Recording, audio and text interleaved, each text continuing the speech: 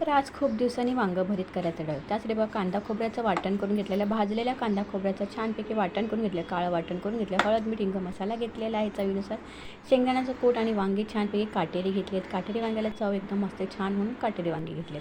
काटे काढून घेतले, स्वच्छ धुवून वगैरे घेतलेत आणि इथं मस्त शेंगदाण्याचं कूट वगैरे मसाला मिक्स करून सगळं एकत्र करून घ्यायचं आहे वाटण वगैरे.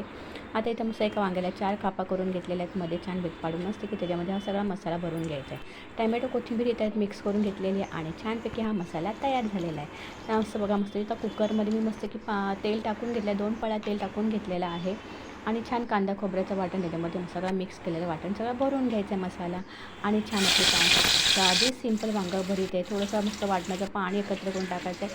आता वांगा भरीतमध्ये एखादा बटाटा कापून टाकला ना अशामध्ये भाग करून तर चव छान येतो आणि एक नंबर लागतो. मस्त करून बघा कधीतरी वांग्या भरीतामध्ये बटाटा टाकून छान लागतो. नक्कीच करून बघा. साध्या सिंपल रेसिपी असतात माझ्या राहण्याच्या रेसिपीला.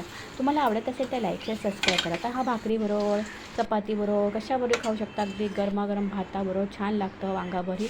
बाजरीच्या तांदळाच्या भाकरी मस्त की लागतात, कशाबरोबर तुम्ही खाऊ शकता, ज्वारीच्या किंवा मस्त पराठ्याबरोबर छान वांगा भरीत टिफिनला देऊ शकता. जेवणासाठी आवडल्यास लाईक शेअर सबस्क्राईब करा. पुन्हा भेटू, तोपर्यंत बाय बाय. कसं वाटलं वांगा भरीत नक्कीच कमेंट करून सांगा.